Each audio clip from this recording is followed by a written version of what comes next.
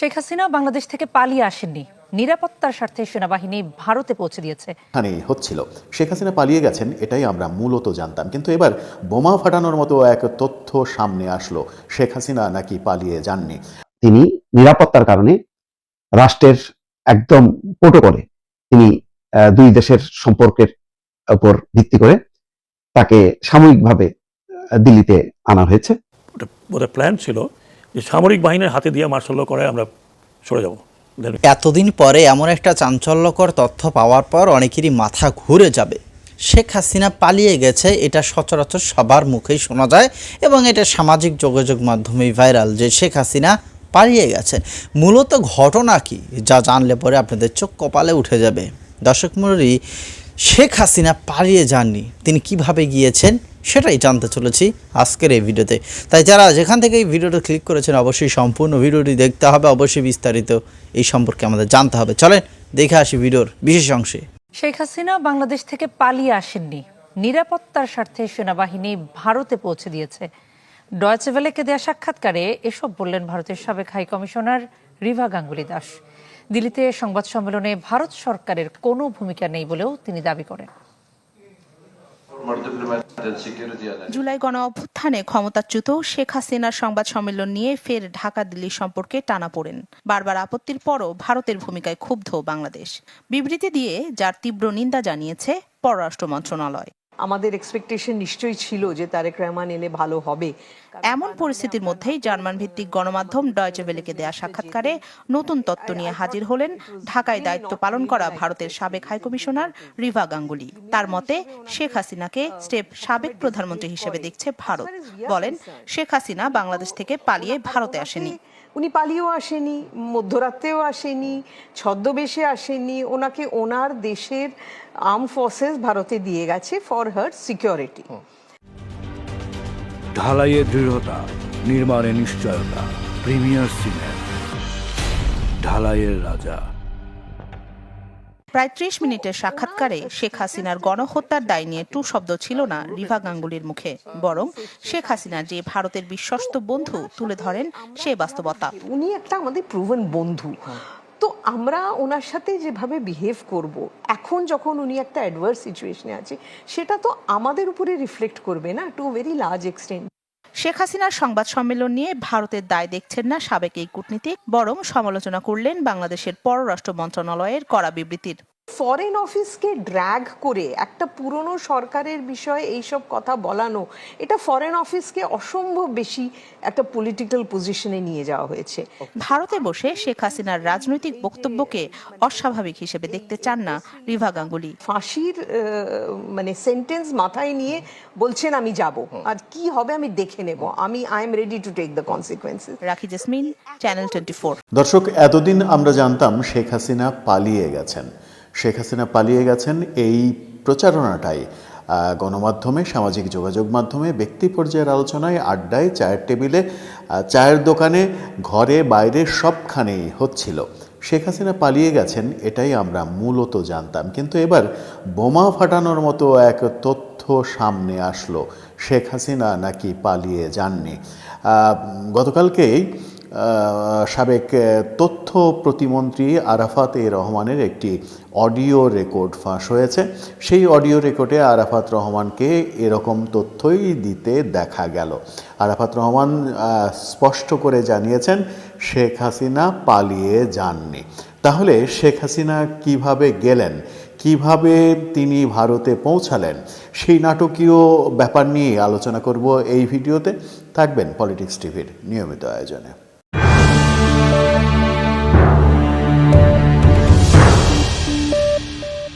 বলছিলাম, এতদিন আমরা জানতাম শেখ হাসিনা পালিয়ে গেছেন, শেখ হাসিনা ভারতে পালিয়ে গেছেন, বিশেষ বিমানযোগে শেখ হাসিনা ভারতে পালিয়ে গেছেন, এমনটাই আমরা জানতাম, এমনটাই গণমাধ্যমের খবর। শেখ হাসিনাকে নিয়ে যে কোনো খবরের প্রথমার্ধ জুড়ে শেখ হাসিনার পালিয়ে যাওয়া, হেলিকপ্টারে ওঠার দৃশ্য সব কিছুই প্রচারিত হয়েছে এবং বলা হয়েছে, আমরাও বলেছি, জেনেছি যে শেখ হাসিনা পালিয়ে গেছেন। কিন্তু এবার সাবেক তথ্য প্রতিমন্ত্রী জানালেন শেখ হাসিনা পালিয়ে যাননি, শেখ হাসিনাকে নাকি জোর করে ভারতে পাঠিয়ে দেয়া হয়েছে।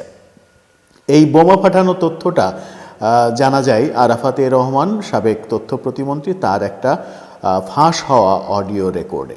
তার ফাঁস হওয়া অডিও রেকর্ডে তাকে বলতে শোনা গেল শেখ হাসিনা পালিয়ে যাননি, শেখ হাসিনা দেশে থাকতে চেয়েছিলেন, তাকে জোর করে ভারতে পাঠিয়ে দেয়া হয়েছে। তাহলে তাকে কি বন্দুকের মুখে জোর করে বিমানে তুলে ভারতে পাঠিয়ে দেয়া হলো? কি বলতে চাইলেন আরাফাতে রহমান? আরাফাতে রহমান মূলত বলতে চাইলেন যে 3 তারিখ থেকে 4 তারিখ এই 2 দিনের মধ্যে শেখ হাসিনা বহুবার বলেছেন যে তিনি ক্ষমতা ছেড়ে দেবেন, ক্ষমতা ছেড়ে দিয়ে তিনি টুঙ্গিপাড়ায় চলে যাবেন, টুঙ্গিপাড়ায় অবসর জীবনযাপন করবেন। এরপরে যে সরকার আসবে সেই সরকারের কাছে তিনি ক্ষমতা হস্তান্তর করে তিনি টুঙ্গিপাড়ায় চলে যাবেন। তিনি আর ক্ষমতা চালাতে চান না, যেটা ভালো হয় দেশের জন্য সেটা জনগণ করুক, এমনটাই তার ভাষ্য ছিল। শেখ হাসিনা টুঙ্গিপাড়া যাওয়ার সিদ্ধান্ত নিয়েছিলেন, কিন্তু নেতারা তাকে বোঝাচ্ছিলেন যে টুঙ্গিপাড়ায় যাওয়াটাও আপনার জন্য নিরাপদ না।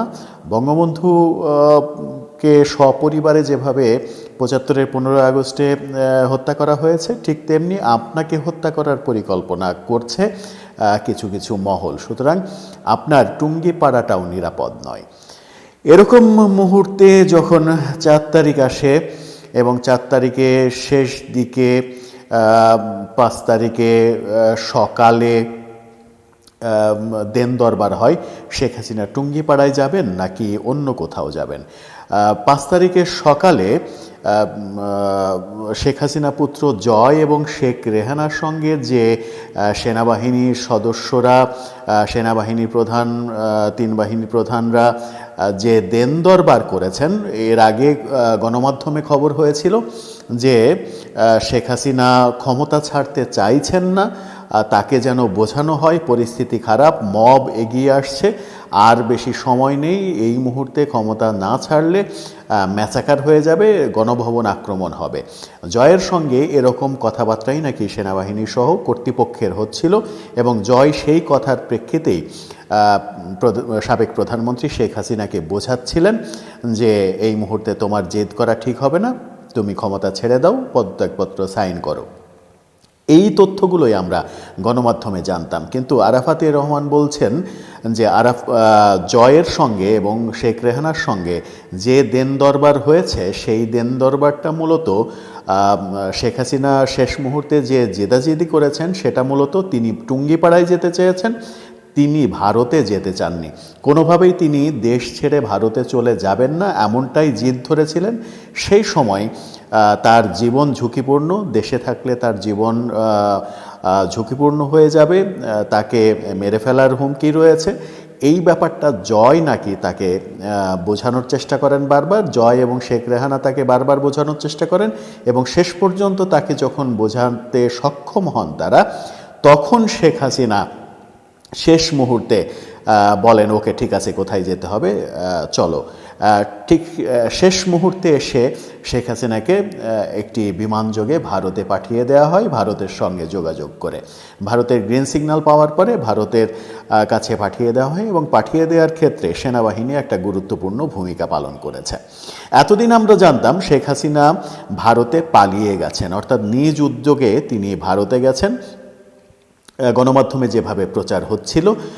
কিন্তু এখন আরাফাতে রহমানের কথাই স্পষ্ট হলো, যদি তার কথা সত্যি হয় তা এবার স্পষ্ট হলো যে শেখ হাসিনা মূলত পালিয়ে যেতে চাননি। শেখ হাসিনার একটা অডিও বেশ ভাইরাল সংবাদ মাধ্যমে, গণমাধ্যমে।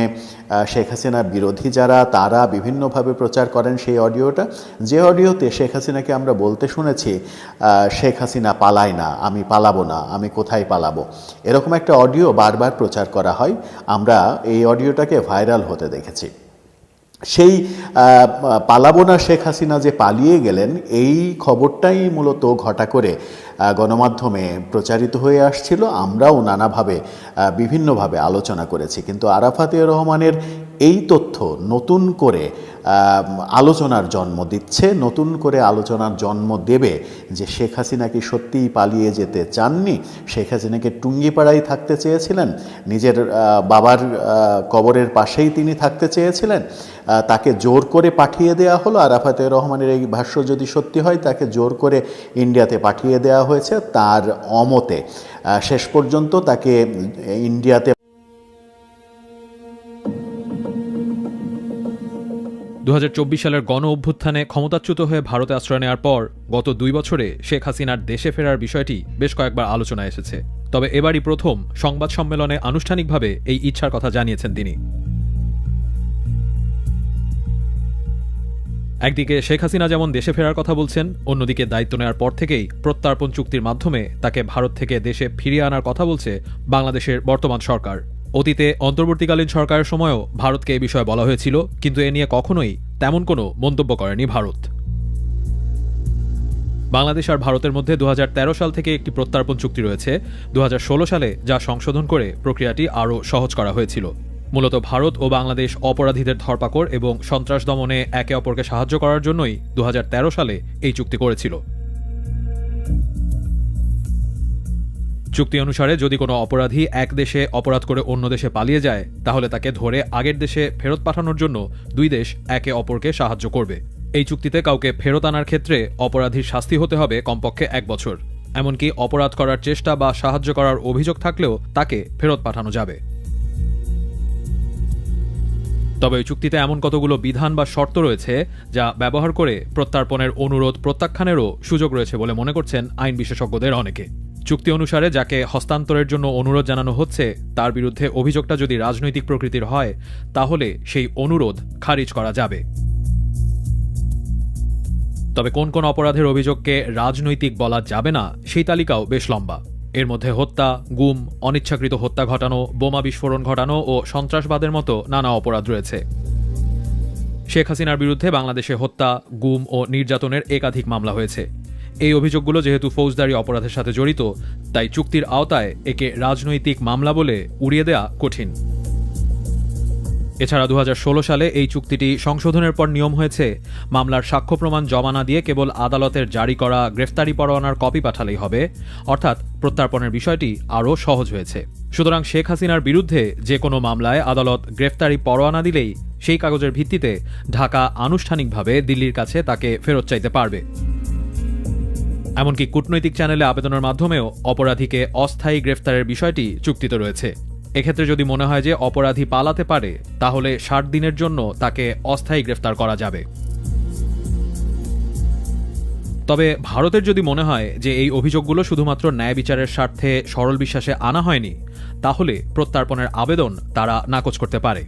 শেখ হাসিনাকে ভারত থেকে ফেরানোর ক্ষেত্রে প্রত্যর্পণ চুক্তিতে থাকা এই শর্তটিকেই সবথেকে তাৎপর্যপূর্ণ বলে মনে করছেন আইন বিশেষজ্ঞরা। We have decided to inflict her with only one sentence, that is sentence of death. আইন অনুযায়ী নিজ থেকে শেখ হাসিনার দেশে ফেরার বিষয়ে কোনো বাধা দেখছেন না বিশেষজ্ঞরা। এক্ষেত্রে দেশে আসার পর আইনি প্রক্রিয়ার মধ্য দিয়েই তাকে যেতে হবে। 2024 জুলাই আগস্টের গণ অভ্যুত্থানের সময় মানবতা বিরোধী অপরাধে জড়িত থাকার দায়ে শেখ হাসিনা ও সাবেক স্বরাষ্ট্রমন্ত্রী আসাদুজ্জামান খান কামালকে মৃত্যুদণ্ড দিয়েছে আন্তর্জাতিক অপরাধ ট্রাইব্যুনাল। এছাড়াও বাংলাদেশের বিভিন্ন আদালতে শেখ হাসিনার বিরুদ্ধে বহু মামলা রয়েছে। এক্ষেত্রে তিনি যদি দেশে ফেরেন, তাহলে অবশ্যই তাকে ট্রাইব্যুনালে আত্মসমর্পণ করে আইনি প্রক্রিয়ায় মোকাবিলা করতে হবে। ট্রাইব্যুনালের চিফ প্রসিকিউটর আমিনুল ইসলামের মতে একজন ফিউজিটিভের পক্ষে কোনো আইনগত সুবিধা পাওয়ার কোনো সুযোগ নেই। তাকে অবশ্যই আসতে হবে, এই ট্রাইব্যুনালেই সারেন্ডার করতে হবে, এই ট্রাইব্যুনালে সারেন্ডার করেই তাকে জেলে যেতে হবে। তিনি বলছিলেন, আন্তর্জাতিক অপরাধ ট্রাইব্যুনাল আইন 1973-এর 21 ধারা অনুযায়ী রায়ের 30 দিনের মধ্যে অ্যাপিল করতে হয়।